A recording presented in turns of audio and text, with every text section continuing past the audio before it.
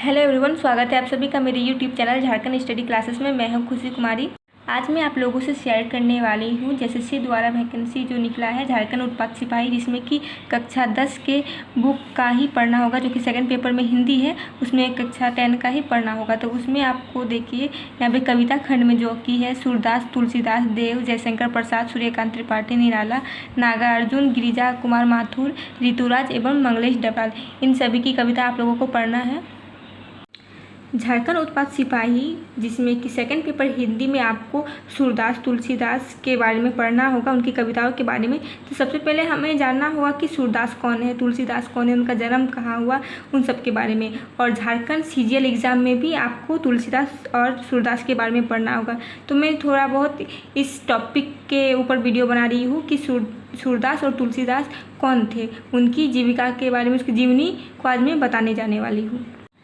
तो चलिए आज का वीडियो स्टार्ट करते हैं। तो जो कि मेन पॉइंट है मैंने उन्हें हाईलाइट कर दिया है। तो चलिए सबसे पहले हम लोग देखेंगे कि सूरदास का जन्म कहाँ हुआ था और कब हुआ था। तो सूरदास का जन्म सन 1478 ईस्वी में माना जाता है। ठीक है, तो ये सब आप लोग लिखते जाइए, क्योंकि ऐसा आपको तो ऑब्जेक्टिव क्वेश्चन आएगा कि सूरदास का जन्म कहाँ हुआ या कब हुआ, इस टाइप का क्वेश्चन आपको आने वाला है। उसके बाद है उनका जन्म कहाँ हुआ। तो उनका जन्म हुआ था मथुरा में।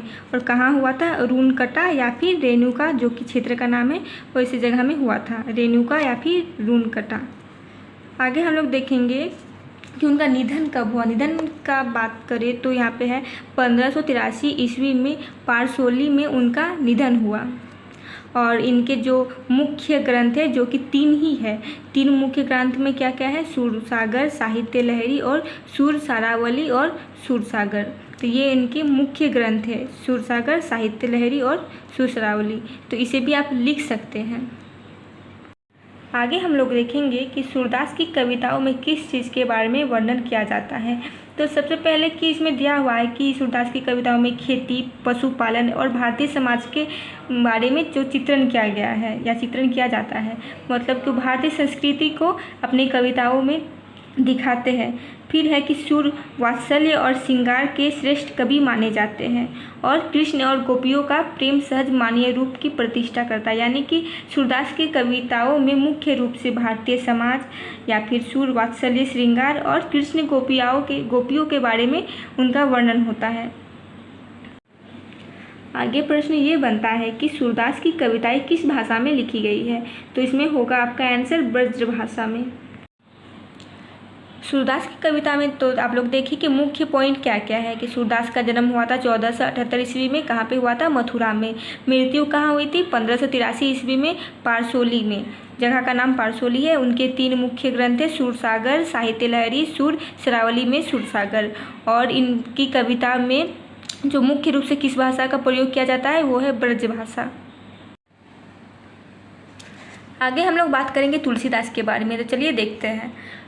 तो तुलसीदास का जन्म उत्तर प्रदेश के बांदा जिले के राजापुर गांव में सन 1532 ईस्वी में हुआ। तो यहाँ पे प्रश्न बनता है कि तुलसीदास का जन्म कहाँ पे हुआ। तो उसका आंसर होगा उत्तर प्रदेश। और किस ईस्वी में हुआ, तो वो होगा 1532 ईस्वी में। आगे हम लोग देखेंगे कि इनकी मुख्य रचना क्या क्या है। तो मुख्य रचना की बात करें तो रामचरितमानस इसकी मुख्य रचना है। रामचरितमानस के बारे में देखिए यहाँ पे क्या लिखा हुआ है। रामचरितमानस उत्तरी भारत की जनता के बीच बहुत लोकप्रिय है। मानस के अलावा कवितावली, गीतावली, दोहावली, कृष्ण गीतावली, विनय पत्रिका आदि इनकी प्रमुख रचनाएं हैं। तो यहाँ पे प्रमुख रचनाएं की बात करें तो ये जितनी सारी है, ये सब उनकी प्रमुख रचनाएं हैं। आगे है सन 1623 ईस्वी में काशी में उनका देहावसान हुआ। तुलसी ने रामचरितमानस की रचना अवधी में और विनय पत्रिका तथा कवितावली की रचना ब्रज भाषा में की। तो अगर भाषा की बात करें कि रामचरितमानस किस भाषा में लिखी गई है, तो वो है अवधी भाषा। और विनय पत्रिका, कवितावली ब्रज भाषा में लिखी गई है। आगे देखेंगे हम लोग कि विनय पत्रिका की रचना गेय पदों में हुई है। कवितावली में सेवैया और कवि छंद की छट्टा देखने को मिलती है। तो कवितावली में सेवैया और कवित्त छंद की छटा देखने को मिलती है। तो आज का टॉपिक था हमारा सूरदास एवं तुलसीदास के बारे में। तो आप लोगों को ये वीडियो कैसी लगी ज़रूर कमेंट में बताएं और चैनल में नए हैं तो चैनल को ज़रूर सब्सक्राइब करें।